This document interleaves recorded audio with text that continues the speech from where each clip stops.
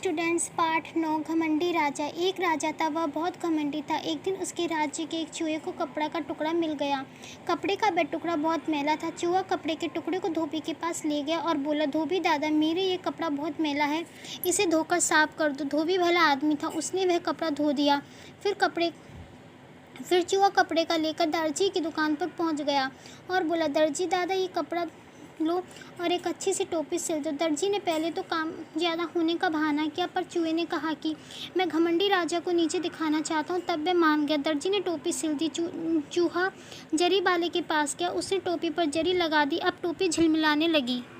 चूहा बहुत खुश हुआ। उसने सिर पर टोपी पहनी और गले में ढोलक लटका ली। वह नाचता कूदता राजा के दरबार में पहुंचा। घमंडी राजा शान से सिंहासन पर बैठा था।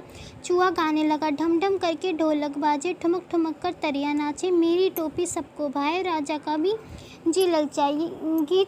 चूहे का गीत सुनकर राजा चिढ़ गया। उसने सिपाहियों से कहा, इस चूहे को पकड़ लो और इसकी टोपी छीन लो। सिपाहियों ने चूहे की टोपी छीनकर राजा को दे दी। चूहा फिर गाने लगा, देखो राजा बना भिखारी, उसने छीनी टोपी प्यारी। यह सुनकर राजा खिसिया गया। उसने टोपी चूहे की ओर फेंक दी। फिर चूहा फिर गाने लगा, डर गया राजा, थोड़ी देर में बज गया बाजा। इस प्रकार गाते बजाते उछलते कूदते चूहा वहाँ से चला गया। राजा का मुंह लटक गया। राजा का घमंड चूर चूर हो गया। अभ्यास। शब्द कलश। घमंडी, गर्वित, मैला, गंदा, प्यारी, सुंदर, बहाना, टाल मटोल। सिंहासन, राजा का आसन। भिखारी, भीख मांगने वाला। निम्न प्रश्नों के उत्तर दीजिए। मौखिक। राजा का स्वभाव कैसा था? घमंडी। धोबी कैसा आदमी था? भला। चूहा टोपी सिलवाने के बाद किसके पास गया? दर्जी। चूहे ने धोबी दादा से क्या कहा? मेरा कपड़ा बहुत मैला है, इसे धोकर साफ कर दो। ढोलक बजाते हुए चूहे ने राजा के सामने क्या गाया? ढम ढम करके ढोलक बाजे, ठुमक ठुमक कर तरिया नाचे, मेरी टोपी सबको भाए, राजा का भी जी ललचाए। सिपाहियों द्वारा टोपी छीनना और राजा को देने पर चूहे ने क्या गाया?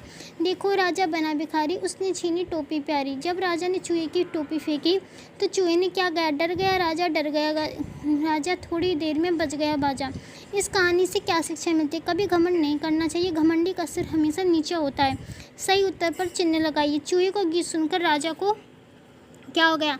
राजा चिढ़ गया, राजा खुश हो गया, राजा खिसियाने लगा, राजा चिढ़ गया। अंत में राजा का मुंह कैसा हो गया? सूज गया, लटक गया, ताने पड़ गए, सूज गया। राज्य में चूहे को क्या मिल गया? रोटी का टुकड़ा, मांस का टुकड़ा, कपड़े का टुकड़ा। टोपी किसने सिली? धोबी ने, जरी वाले ने, दर्जी वाले ने। रिक्त स्थान भरिए। ढम ढम करके ढोलक बाजे, ठुमक ठुमक कर तरिया नाचे, देखो राजा बना भिखारी, उसने छीनी टोपी प्यारी। सही वाक्य के सामने सही तथा गलत वाक्य के सामने गलत का निशान लगे। चूहे का गीत सुनकर रानी चिढ़ गई। गलत। चूहे को टोपी सिपाहियों ने छीनकर राजा को दे दी। सही। राजा ने टोपी चुहिया की ओर फेंक दी। गलत। अंत में राजा का मुंह लटक गया। सही। दर्जी ने टोपी सिलने को मना कर दिया। गलत। सुमेलित कीजिए। राजा, घमंडी, धोबी, भला, दर्जी, कपड़ा, चूहा, टोपी, ढमढम, ढोलक। दिए गए पुल्लिंग शब्दों के स्त्रीलिंग शब्द वर्ग पहली में से छाट कर लिखिए। राजा, रानी, चूहा, चुहिया, धोबी, धोबिन, दर्जी, दर्जन, टोप, टोपी। एक अनेक शब्द के सही बहुवचन पर एक सही का चिन्ह लगाइए। चूहा, चूहों, चूहे, चूहों, चूहे। राजा, राजाओं, राजे, राजों, राजाओं। सिपाही, सिपाहियों, सिपाहियों, सिपाहियों। टोपी, टोपियाँ, टोपियों, टोपियाँ, टोपियाँ। कपड़ा, कपड़ों, कपड़े, कपड़े, कपड़े।